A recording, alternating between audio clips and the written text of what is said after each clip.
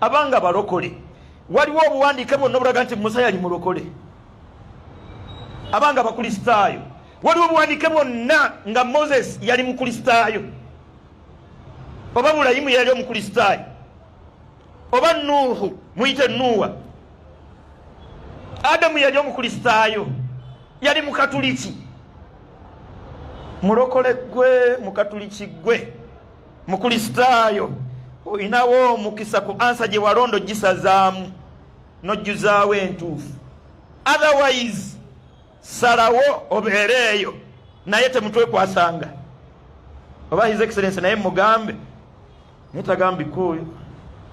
Mbalamusizaako nnyo bassebo ne bannyabo abaana ba Katonda mu linnya lya Mukama waffe Yesu Kristo omwana wa Katonda omulamu. Sheeka nzikiriza mbeeko kyenkusomesa kubanga ndaba ng'olina bingi by'okyetaaga okuyiga. Bassebo ne bannyabo, sheeka nga tonaba kulumba bukristaayo weetaaga okusooka okutegeera bino wammanga. Ekisooka nti ffe bw'oba ojja mu bakristaayo okutubuulira oba okubaako by'oyogera gye tuli tusooka ne twetegereza ebiwandiiko byogera ki ku nnyambalayo. Bwe tusoma bassebo ne bannyabo mu Qur'ani kantandikirewo kubanga olaze nti oyagala nnyo abakristaayo bakole ki basiramuke. Naye bwe tusoma mu ssula ya 33 aya ya 59 Qur'ani ega nti wange gwe nnabbi gamba bakyala bo ne bawala bo n'abakyala b'abakkiriza beebikkirenga enkaaya zaabwe. Kati sheeka bwe tukulaba nga weebikkiridde tufuna ekibuuzo mu mitima gyaffe ng'abakristaayo. Oli mukazi oba oli musajja? Oli omu ku bakazi ba nnabbi? Oli muwala wa nnabbi oba oli omu ku bakazi b'abakkiriza abasajja? Kubanga Qur'ani bw'etyo bw'egambye nti abakazi bokka be bateekeddwa okwebikkirira. Kati nga tonaba kwambalira bakristaayo sooka otegeere ekyo. Ekyokubiri Bayibuli n'etatuleka mu bbanga mu kitabo ky'Abakolinso ekisooka essula ye15 olunyiriri olwokuna. Bakolinso ekisooka essula 11 olunyiriri lwakuna mu nsonyi. Bakolinso ekisooka 11 olunyiriri lwakuna agamba bw'ati buli musajja bw'asaba oba bw'abuulira omutwe gwe nga gubikkiddwako aswaza omutwe gwe. Aswaza omutwe gwe buli lw'ojja n'ojja oyambalira abakristaayo naye ng'obisse ku mutwe gwo otaddeko buyibuyi gw'obisseeko ffe tukutunula ne tumanya nti omutwe gwo gwaswadde ddira nga bw'ogenda okuswala okusinza ku biwandiiko bye tugenda okusoma olwaleero. Bassebo ne bannyabo, sheeka ekizibu kyabuuza. Musa, Nuwa, Adamu baali bakristaayo? Baali bakatuliki? Baali balokole? Ye kyayagala okumanya. Naye ng'ekigendwa kyonna ayagala kulaga nti baali basiraamu. Leero ŋŋenda kukusomesa kubanga Bayibuli yegambye nti wamaze dda okuswala omutwe gwo gwaswadde dda kubanga gulaze nti ne by'osomesa tobitegeera bulungi. Ekisooka bassebo ne bannyabo kino kye tulina okumanya. Kino kye tulina okumanya. Katonda mu Bayibuli okuva ku lubereberye ng'atonze Adamu okutuuka ku Musa tewaali mateeka. Tewaali mateeka. Abantu baakolagananga ne Katonda waabwe okuyita mu ndagaano ne mu kukkiriza. Era bw'onoosoma Bayibuli yonna ojja kulaba nti awo Mukama n'ayogera ne gundi ne balagaana endagaano. Mukama n'alagaana naye endagaano. Gundi n'alagaana ne Mukama endagaano. Tewaali ddiini kubanga eddiini tezisobola kuyimirira awatali mateeka. So nga okuva ku lubereberye Katonda ng'atonze Adamu okutuuka ku Musa tewaali mateeka okusinziira ku Yokaana essula esooka olunyiriri olw'17 n'ekitabo ky'Okuva essula eya 24 olunyiriri olw'okumeka olw'12. Katonda Kuva 24:12 Katonda wagambira Musa linnya nkuwe amateeka ku bipande. Kati y'ono ayagala kukwata obusiraamu abuyingizeewo awo. Tewaaliwo, yali nkolagana ng'abantu bakolagana ne Katonda waabwe. Ekyo kimu. Ekyokubiri bassebo ne bannyabo kyenjagala otegeere kye kino nti obusiraamu bwajja ne Muhammadi yabutandikawo nga Yesu yabeerawo dda okuva bassebo ne bannyabo ku Musa okutuuka ku Muhammadi wabeererawo gy'emyaka emirala era nga 2000 n'okusoba kubanga ku Yesu wokka giri myaka nga 1500 n'okusoba. Kati emyaka egyo gyonna Muhammadi alyoka ajja n'obuki n'obusiraamu era okakasa nti Musa teyali musiraamu ne bannabbi bonna tebaali basiraamu. Kino wammanga kyolina okwetegereza nti obusiraamu buyina empagi ze bayita 5. Obusiraamu buyina empagi 5.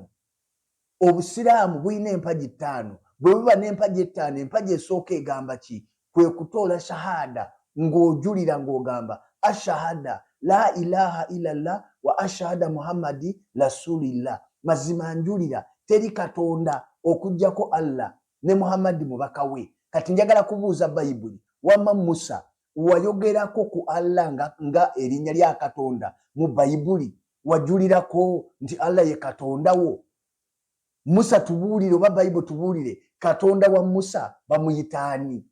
Ekitabo ky'Okuva essula y'omukaaga okuva ku lunyiriri 2 n'olwokusatu Bayibuli yegamba Katonda n'ayogera ne Musa n'amugamba nti nze yakuwa nalabikira Ibulayimu ne Isaaka ne Yakobo nga Katonda omuyinza w'ebintu byonna, naye mu linnya lyange yakuwa saamanyibwa nabo.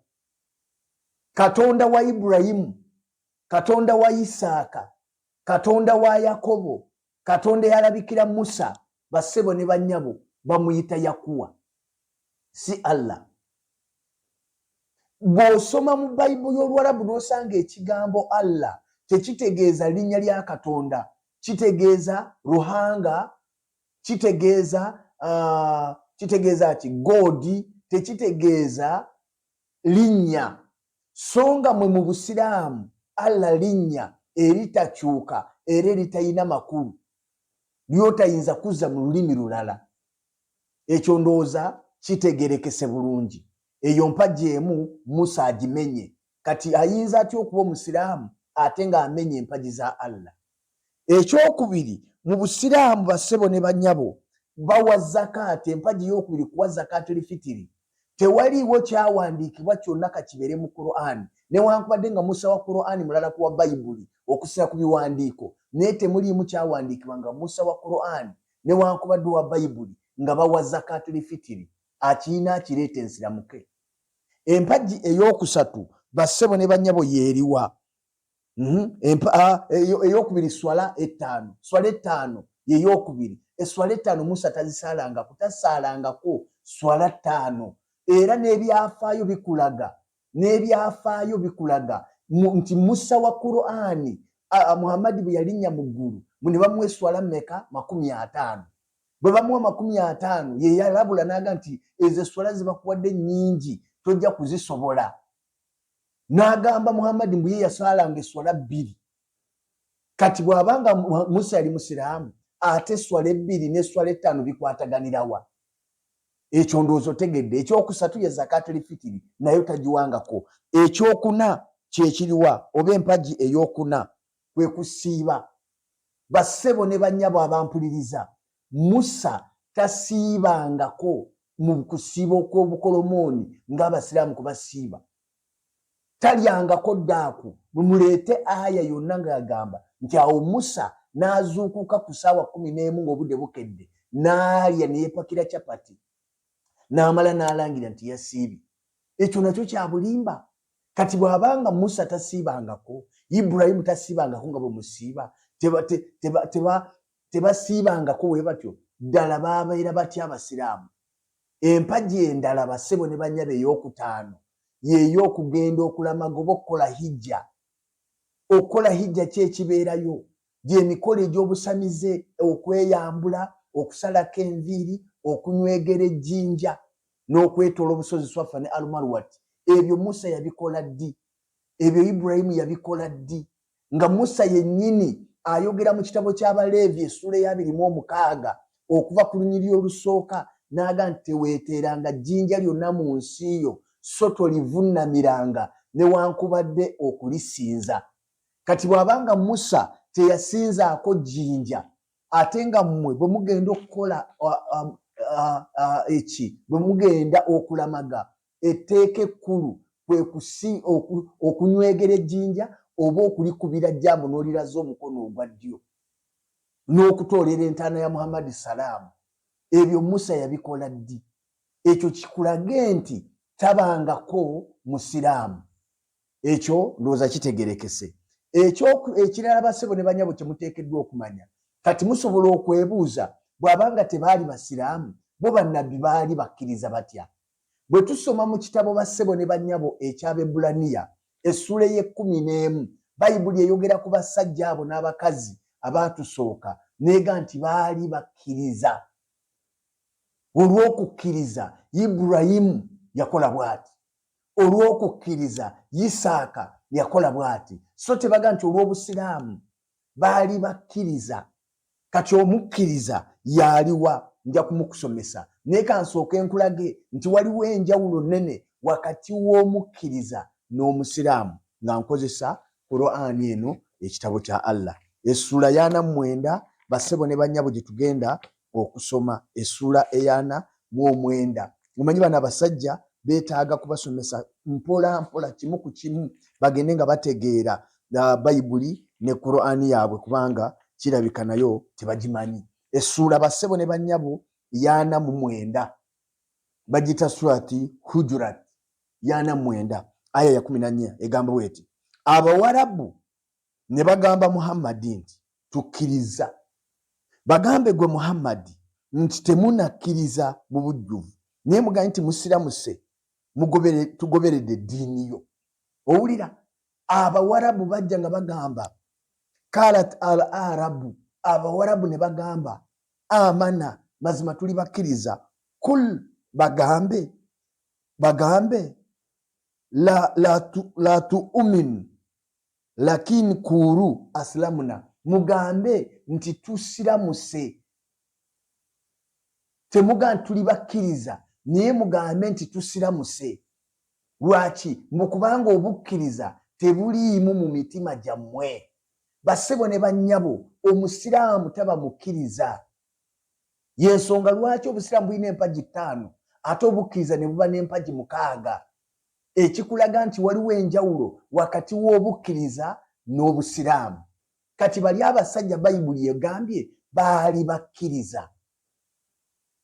Essula ya 23 aya esooka n'ekugamba kad aflaha al muminuuna, mazima balokose abo abakkiriza. Okitegedde? Omukkiriza abeera mulokole.